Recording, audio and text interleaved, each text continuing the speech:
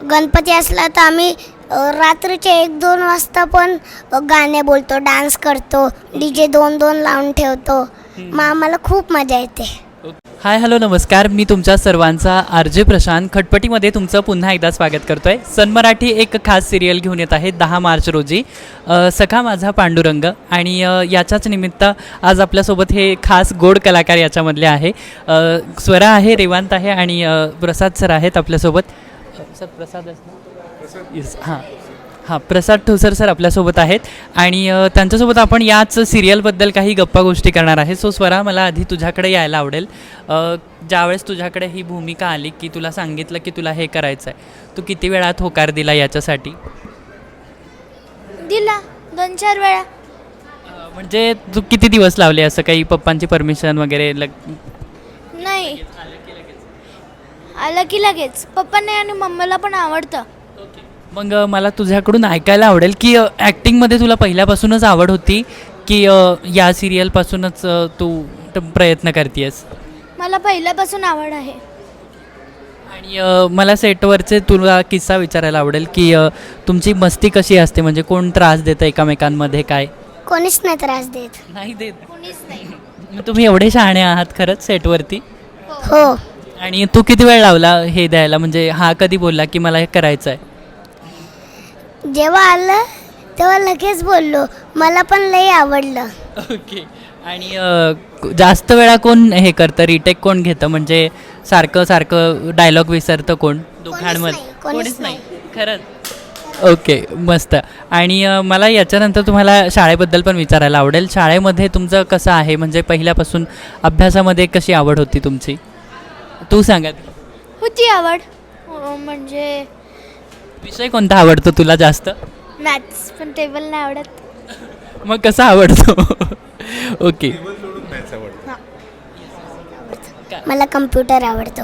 आमच्या स्कूलमध्ये computer Friday to Saturday असतो ना, म्हणून कम्प्युटर आवडतो.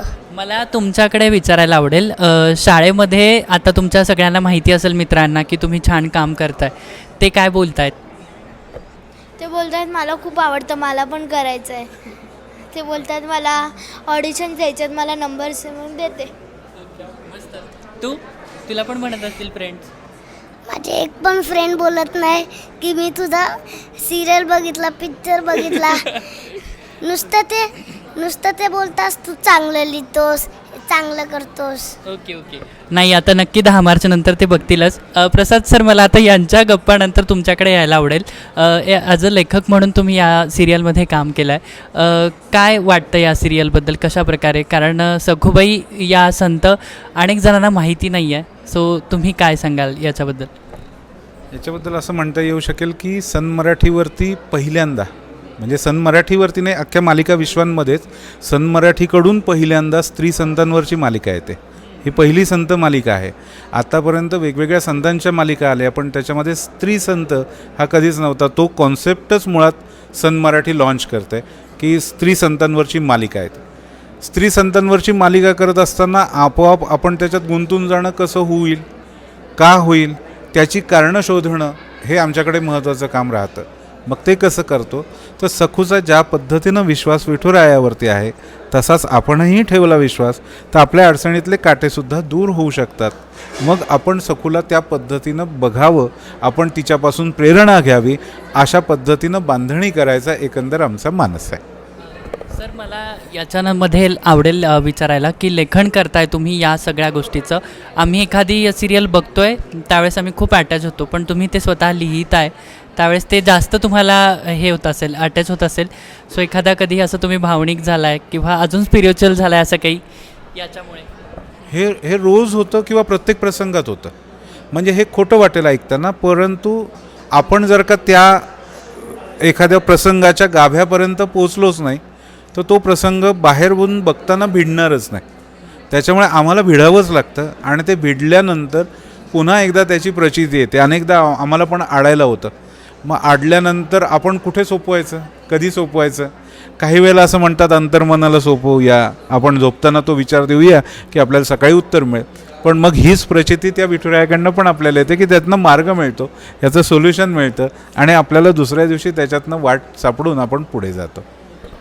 सर मला याच्यानंतर एक लास्ट तुम्हाला क्वेश्चन विचारायला आवडेल की या संपूर्ण लेखनामध्ये हे लहान मुलं आहेत समोर, हा एक तुमच्यासाठी मोठा टास्क असेल. सो कधी अशा अडचणी आल्यात की त्यांनी सगळं सांभाळून घेतलं आहे डायलॉग्स बाबतीत वगैरे? मुलं ही तर म्हणजे इतकी टॅलेंटेड आहेत की ती आम्हाला सांभाळूनच घेतात. आम्हाला करताना कठीण वाटतं, आम्हाला सुचताना कठीण वाटतं, लिहिल्यानंतर हे कसं होईल असं दडपण आम्हाला येतं, पण ते ह्या मुलांना येत नाही आणि ते सहजगत्या ते पार करतात.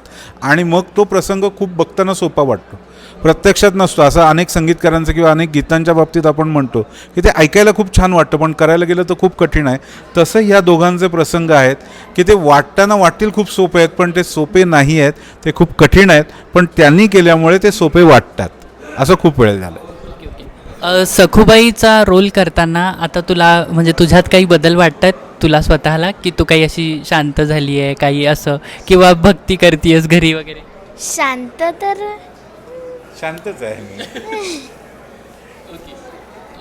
मग काही असं तू अशी भक्ती वगैरे करायची, कोणता देव आवडतो तुला जास्त असं हे करायला? मला सगळेच देव आवडतात.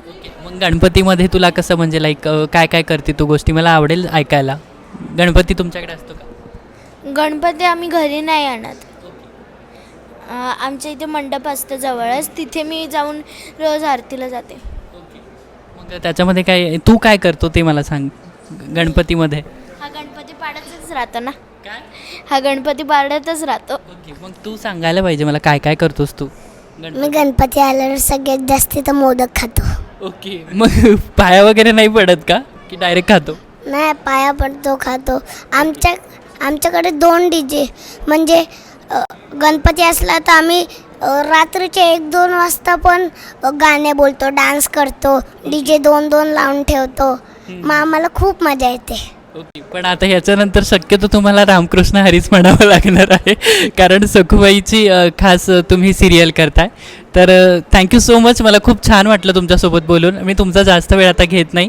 तर नक्की सन मराठीवर आपण 10 मार्चपासून संध्याकाळी 7:30 वाजता सखा माझा पांडुरंग ही खास सिरियल बघायला विसरायचं नाही आहे.